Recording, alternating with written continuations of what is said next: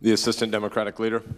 Mr. President, a few years ago, an author named Malcolm Gladwell wrote a book called The Tipping Point.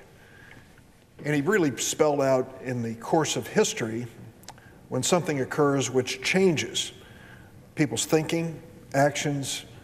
It is a precipitous moment where what has been done for so long stops, is reevaluated, and a different course is followed. The clear question we have in America today is whether we've reached a tipping point when it comes to gun violence. It's only been 13 days since the tragedy in Parkland, Florida. And look what's happened since. Of course, outrage, sadness, mourning for the families that lost these wonderful students, teachers, and administrators. But beyond that, these high school students, 17, 18 years old, some even younger, have really become a national voice, a powerful voice on the issue of gun safety in schools. I often wondered when this moment might occur or whether it would occur. There's been such a long litany and string of mass shootings, massacres. Sad to say, there was a numbness setting in when terrible things occurred in places like Las Vegas, in Texas, in other states. You wondered, is that the event? Is killing those innocent children at Sandy Hook Elementary School in Connecticut, will that be the tipping point? Will America finally say enough? It appears on this day, 13 days after the tragedy in Florida, that we are near or at a tipping point when it comes to gun safety. Some of it is very personal. 2 weeks ago, after this occurred, my 6-year-old granddaughter said to her mother that she'd been warned in her first grade classroom that if a shooter should turn up at the school firing a gun, first she should stay away from the windows, and second, she should lie down on the floor. I can't tell you what a profound impact that had on me as a grandfather, to think that my little first grader, this beautiful little girl, was worried about the moment when somebody would walk in her classroom and just wantonly try to kill the students and teachers who were there. I cannot believe that any sane person believes that the Second Amendment to the Constitution, the right to bear arms, envisioned that possibility. I'm sure it didn't.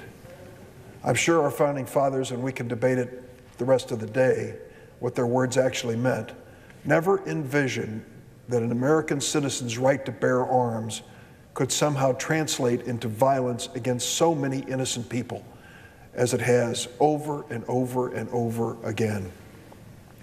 Last week I was in Chicago.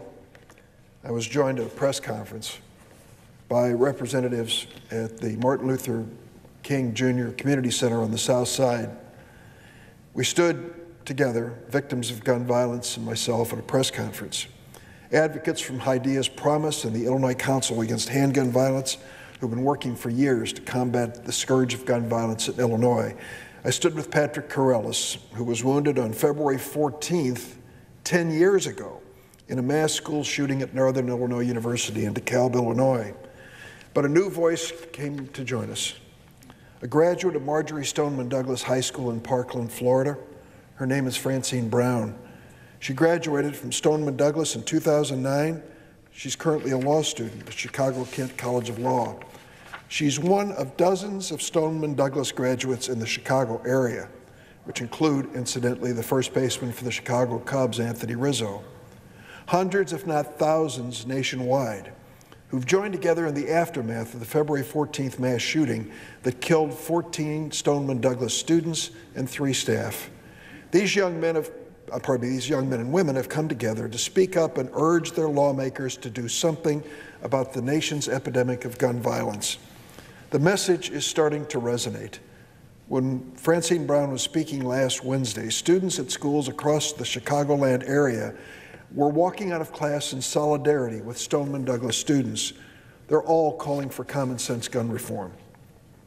These students don't have time or patience for political games in Washington or Springfield.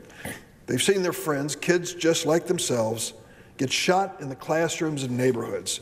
They've had enough. Francine Brown said, and I quote, "It's not supposed to matter what side of the aisle a politician sits. We're supposed to all protect the future for our children. I couldn't agree more. These students and young people across the country are changing the debate about gun violence. They're making it clear how absurd it is for lawmakers in this chamber, across the rotunda, or in state capitals to do nothing when Americans get shot every day in their homes, their neighborhoods, their churches, nightclubs, concerts, and schools. They're fed up with politicians in Washington who ignore the overwhelming majority of Americans who want common sense gun safety and who listen instead to paranoid, bullying gun sales lobbyists. Remember, the National Rifle Association and its allies oppose virtually anything that hurts gun sales. They fight against proposals that might reduce gun sales, and they try to roll back laws on the books that limit them. That is their agenda, but it's not America's agenda. Corporate America is starting to walk away from the NRA. It is no longer a source of pride that they are doing business with the National Rifle Association. Just the opposite. We are seeing company after company end relationships with the NRA because of its increasingly unhinged and hysterical rhetoric on the issue of gun safety. Corporate America, some of the biggest corporations in our nation, realize that the NRA no longer speaks for responsible gun owners. When will Congress realize this? We know we need to act to keep our children safe. There's no single reform that could stop every shooting. We know there are gaps in our gun laws that make it easy for criminals, abusers, troubled children, and mentally unstable people to get guns, even military-style assault weapons with bump stocks and high-capacity magazine clips. We need to close these gaps, and that requires the Republicans who control Congress to stand up to the NRA and do something that the NRA might not like. For starters, our Republican colleagues could take up legislation that the leader of their party, President Trump, proposed last Thursday. Here is one of the president's infamous tweets. I will be strongly pushing comprehensive background checks with an emphasis on mental health. Raise age to 21 and end sale of bump stocks. Congress is in a mood to finally do something on this issue, I hope, the president tweeted. I hope as well. There are proposals that Americans broadly support. Let's do something. Of course, the NRA is opposed to most of these. We expect it. They might have some negative impact on gun sales. But is the gun sales lobby now in charge of writing bills for the Senate and the House? Deferring to the NRA is the reason why we've reached this moment in history. Remember, the Senate has held one gun vote since President Trump came to office, and it was a vote to prevent mental health records from the Social Security Administration from going into the FBI's gun background check system. That's the only vote since the Trump administration took office. It's the only thing we've done. Roll back a law on the books on mental health and background checks. That was a giveaway to the gun lobby, which claims to support enforcing the laws on the books, but actually tries to roll back those laws if it means helping lift their sales. Let's show the students at Stoneman Douglas and across the country we hear them. I hope we show that reducing gun violence is a priority. I call on my Republican colleagues to join the Democrats in a bipartisan effort to treat the issue of gun safety with the same sense of urgency that the American people believe is necessary. If Republicans gave a fraction of the effort to gun safety that they have to other issues, we could get this done and done quickly. There are plenty of reforms we can pass that are completely consistent with the Second Amendment that would save lives. Even President Trump, for the time being, has said he supports them. So let's get started. Not a giveaway to the gun lobby. Let's work on closing loopholes. Let's have universal background checks. Over 90% of the American people believe we should keep guns out of the hands of convicted felons and mentally unstable people. I also believe that we should have those who are subject to protective orders for domestic violence should be disqualified from buying a gun. I would say that those who are on the terrorist watch list that we do not allow to fly on airplanes because of fear that they could do harm to others shouldn't be allowed to buy guns in the United States. I want to add a provision in there that straw purchasers, The girlfriends with no criminal record who buy the weapons to give to the boyfriends with a long criminal record ought to have the book thrown at them. I want to thank the victims and advocates who've worked for many years to help reduce this epidemic of gun violence. I want them to know that I stand with them. I hope that we can all stand with them on a bipartisan basis. Mr. President, I yield the floor.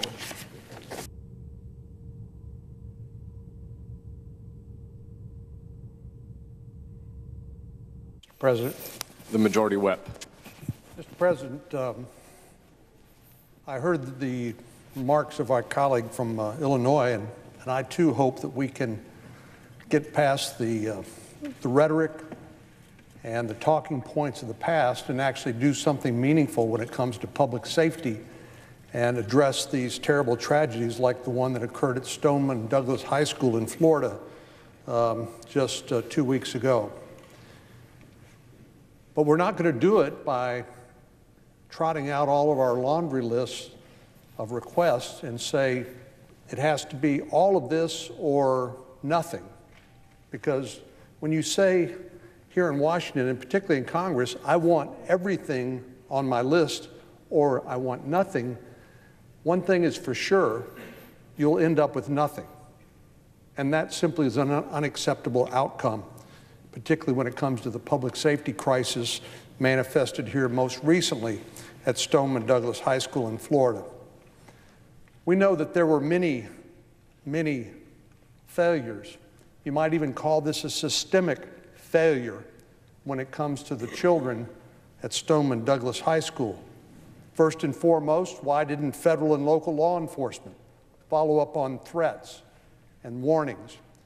This young man, the shooter who took the lives of 17 people, he telegraphed in very clear, unmistakable language what he intended to do. But the very people that we trust and entrust with public safety at the federal and state level did not respond. We know the alleged shooter was expelled from school for disciplinary reasons. We know that deputies in Broward County received at least 18 calls warning them over the course of several years, 18 calls. We know about the disturbing YouTube post where the shooter basically said what he intended to do and did in fact do later.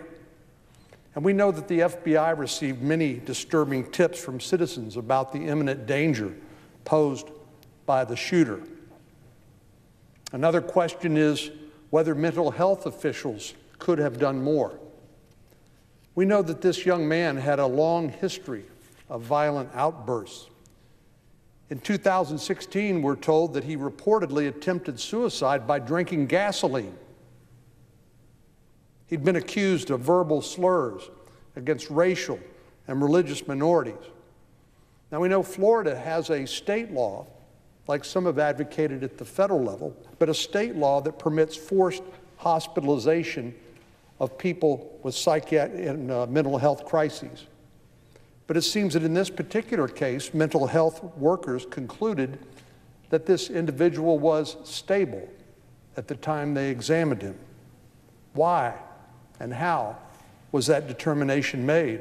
And why does that stand in such stark contrast to the picture that we've been able to draw as a result of all of the information that we've received since this terrible shooting?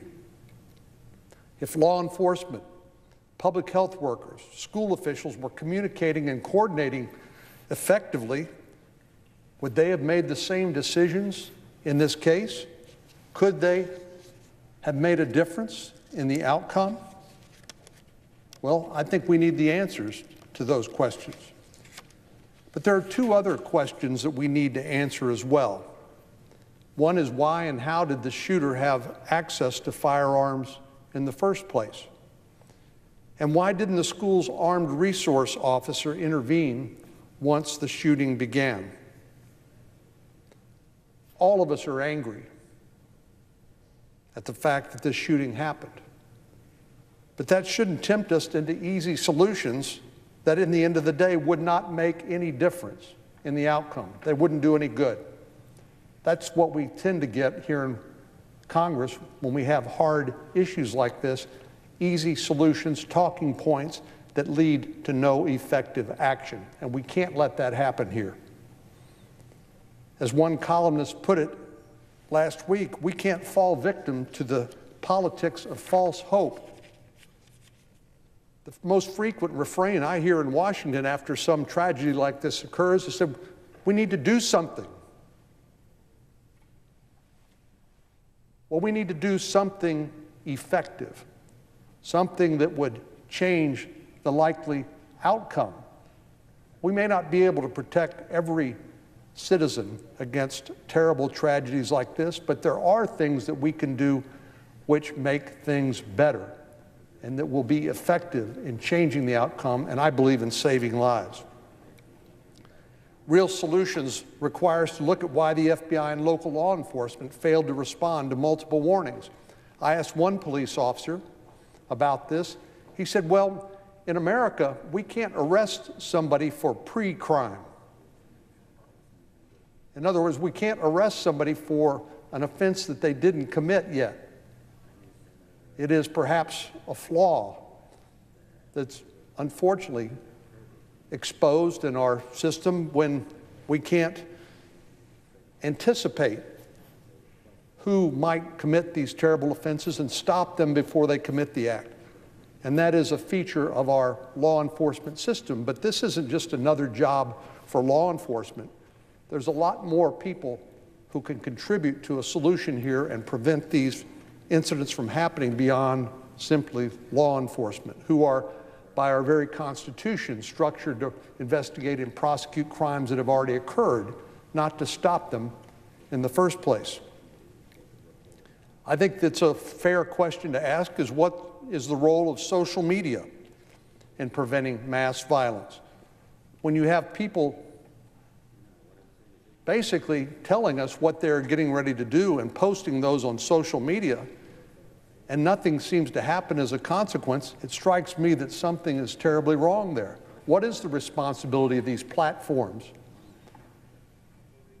Well, we know that Congress has said, for example, you have a responsibility to police your platform from things like child pornography.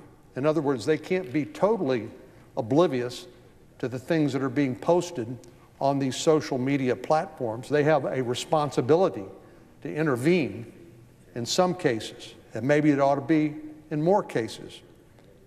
What options currently exist to reporting disturbing content online? I believe in the YouTube video case, it was somebody who actually saw it and was disturbed by it and then reported it to the FBI. It was not even YouTube itself that identified it. Of course, they would be in the best position to identify it immediately.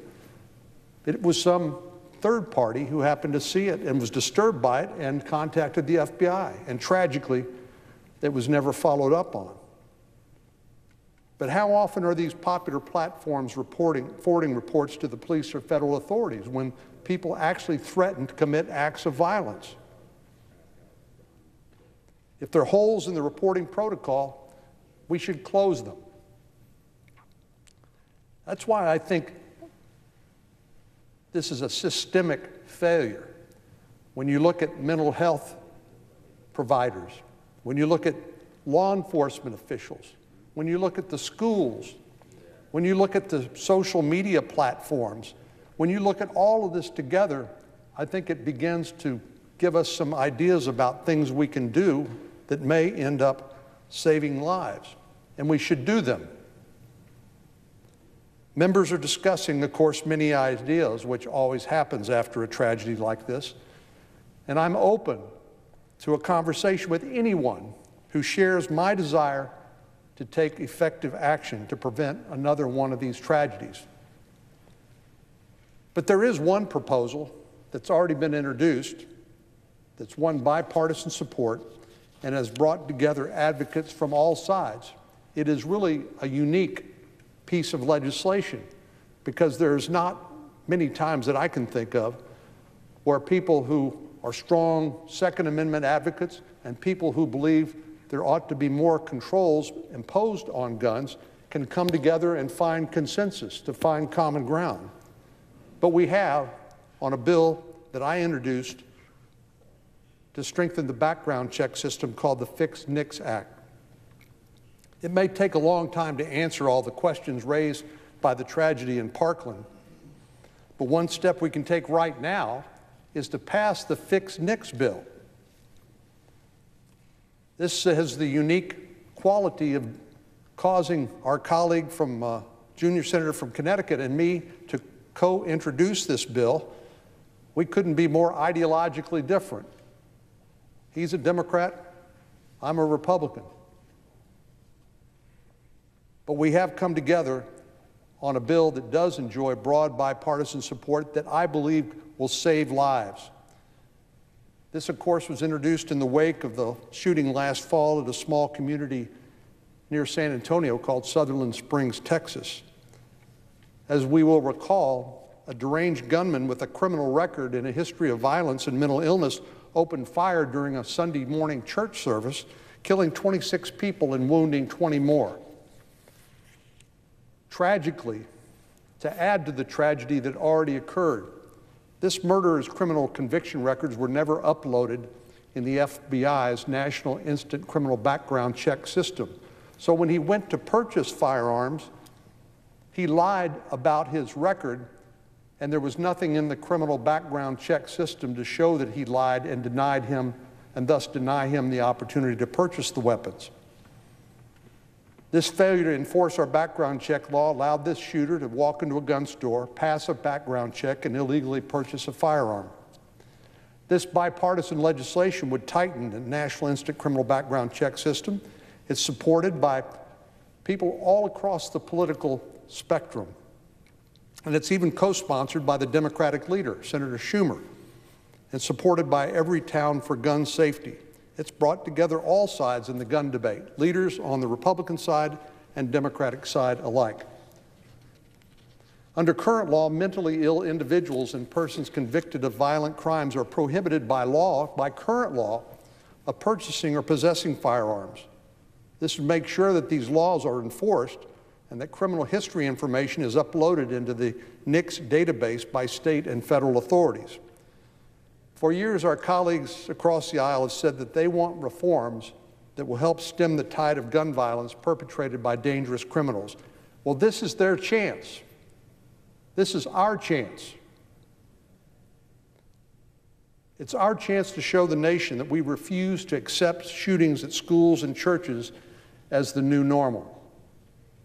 And we can do that, we can start doing that by passing Fix NICS this week. Senator Schumer, the minority leader, said yesterday he wants to wait, even though he's a co-sponsor of the Fix NICS bill. He's a co-sponsor of the bill, but he says he wants to wait. He wants to wait and debate other ideas he knows are controversial and can't pass. Of course, that is his right as a United States Senator. But as I said earlier, if our attitude is, I want everything on my list or nothing, we're going to end up with nothing.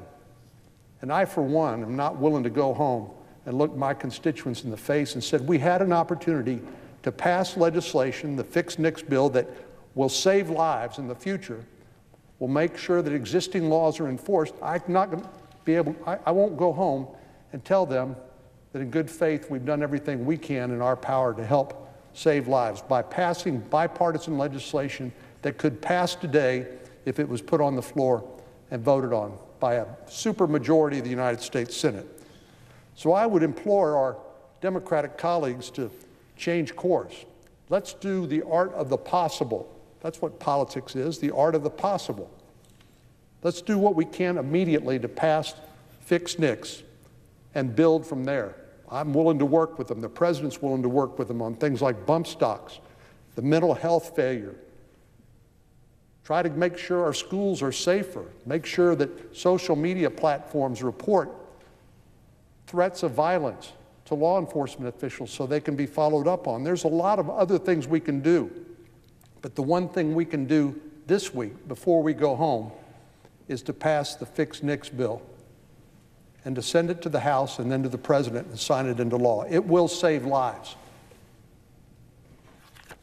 Mr. President, I yield the floor.